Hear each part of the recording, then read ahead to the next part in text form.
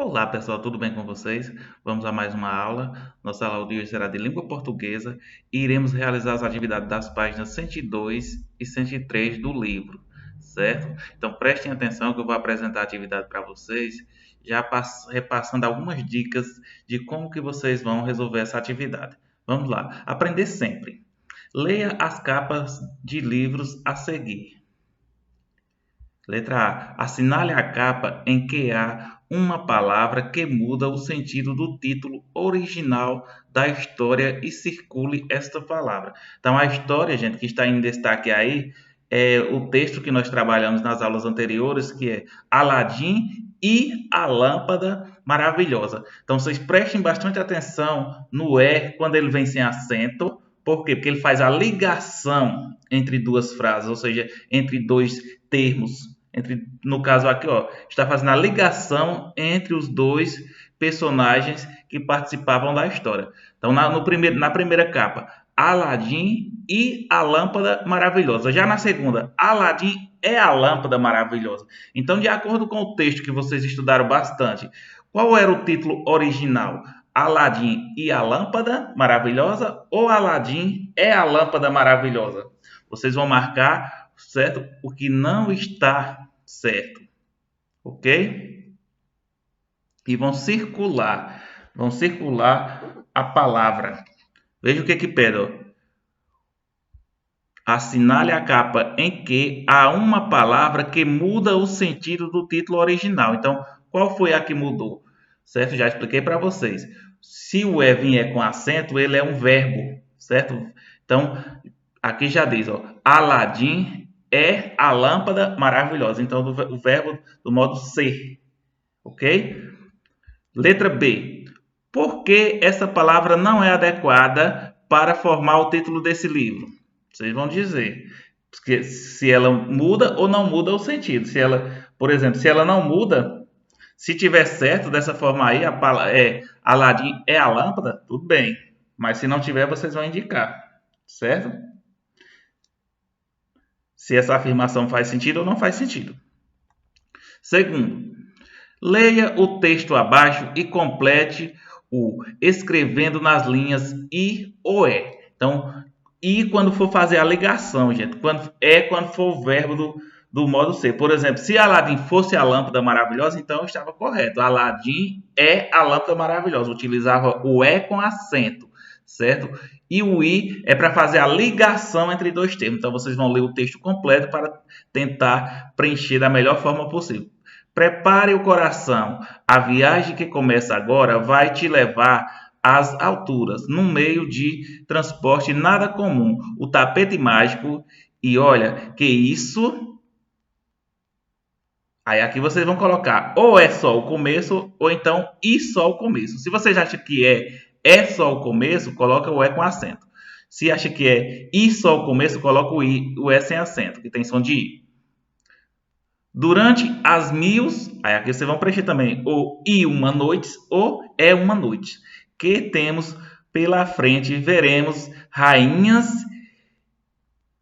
sultões ou e sultões. Gênios e monstro ou gênios é monstros. Lutas e intrigas ou lutas é intrigas. Tudo em clima de muita magia, beleza é mistério ou mistério. Vocês vão ver o que melhor se encaixa, certo? Ainda vamos encontrar velhos amigos como Aladim, Alibaba e até, ou então é até os 40 ladrões. Ficou curioso? Então é a hora, ou então e a hora de conhecer as mil e uma ou é uma noites, livro que reúne as histórias mais deslumbrantes do mundo árabe. Na terceira questão, pessoal, aí é a questão de vocês completarem essas palavras com o G ou o J. Eu vou dar uma dica a vocês. A maioria das palavras terminadas em agem, escreve-se com G.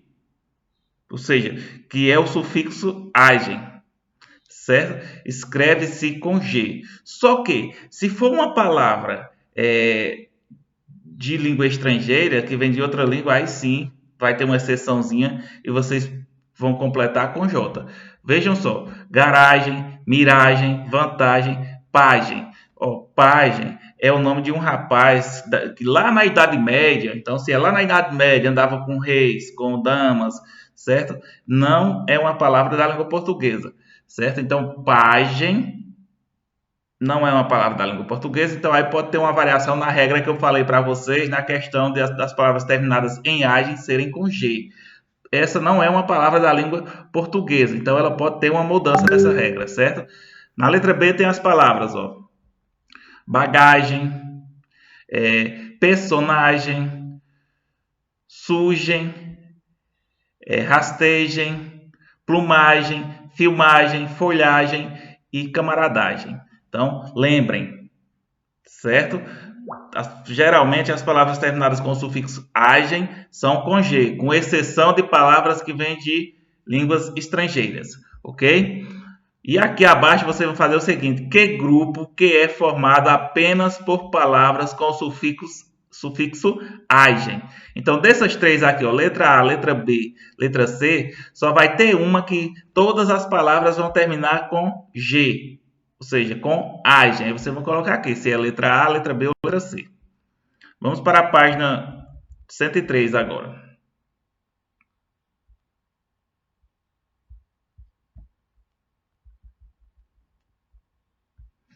Pronto. Na página 103 nós vamos ler o texto, certo? Leia o texto abaixo sobre a invenção do tapete. Tapete.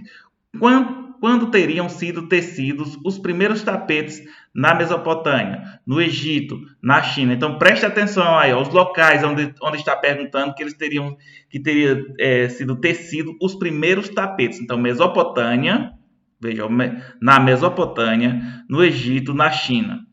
Impossível saber. O que se sabe é que a técnica foi descoberta mais ou menos à mesma época por vários povos, independentemente uns dos outros. Então prestem atenção. É impossível saber quando foi criado os primeiros, certo? Mas aqui diz, ó, o que se sabe é que a técnica foi descoberta mais ou menos à mesma época por vários povos, independentemente um dos outros.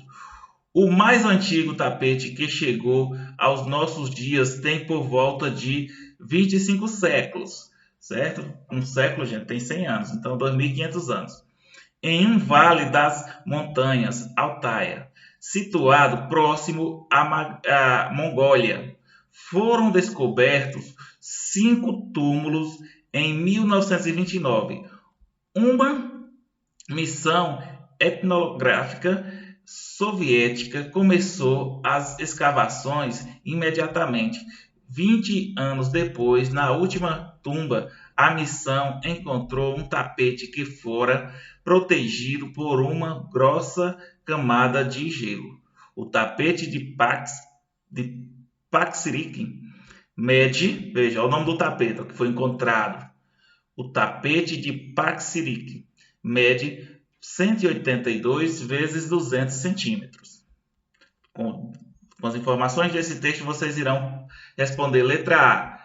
Segundo o texto, é possível descobrir o lugar exato onde foram tecidos os primeiros tapetes? O que se sabe a respeito dessa descoberta? Então, está lá no começo do texto, eu até repeti para vocês, então localizem a informação e respondam. Agora, encontre no texto uma palavra paroxítona terminada em L. Anote essa palavra e circule a sílaba tônica. Então, em uma aula anterior que eu trabalhei com vocês, eu expliquei o seguinte: a sílaba tônica é aquela que a gente pronuncia com mais intensidade. Por exemplo, ó, etnográfico, gra, está acentuado. Então, gra é a sílaba tônica, porque é aquela que é emitida com uma entonação maior, certo? Ela é emitida com a entonação maior. Por exemplo, a palavra século, sé é a sílaba tônica.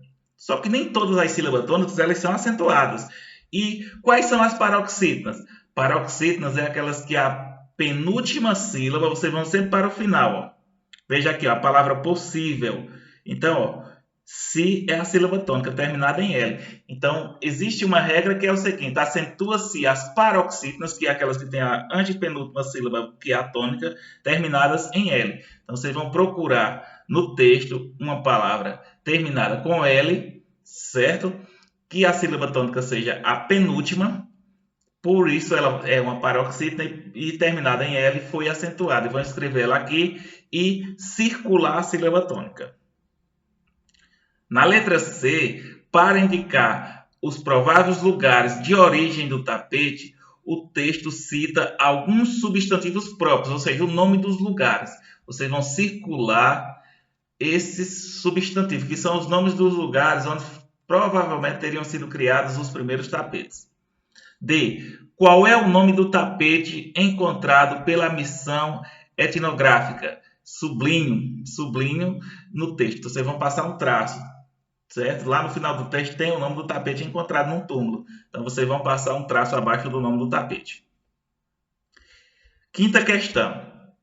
Acentue as palavras que estão no quadro quando necessário. Então, gente, vocês vão acentuar aqui as palavras paroxítonas, que são aquelas que a sílaba tônica, por exemplo, na palavra castelo, se a sílaba tônica for té, então é a penúltima, certo? Mas existe uma regra. Quais são as paroxítonas que podemos acentuar? As terminadas em ão, R e L. Presta atenção, ó. Ão, R e L. Eu estou dizendo que vocês vão acentuar todas as palavras terminadas em R, L e ão que estão aqui? Não. Para acentuar, elas têm que ser paroxítonas, ou seja, a sílaba tônica tem que ser a penúltima. Se a sílaba tônica for a penúltima, terminou em ão, então eu acentuo a sílaba tônica. Se a sílaba tônica for a penúltima e terminou em R, eu acentuo a vogal da sílaba tônica. Terminou em L, a sílaba tônica é a penúltima, acentuo a vogal da sílaba tônica. Então, façam essa separação silábica dessas palavras, leiam com calma para ver qual é a sílaba que sai com mais força, com maior intensidade. Se for a penúltima sílaba tônica e a palavra terminar em L, você vai acentuar, ok? Agora, justifica a acentuação dessas palavras. Então, você vai dizer por que você acentuou as palavras que vocês acentuaram. Então, acentuei porque tal é paroxítona terminada em ão. Acentuei porque é paroxítona terminada em R. Esta é a justificativa, certo? A sexta questão não é necessário vocês responderem.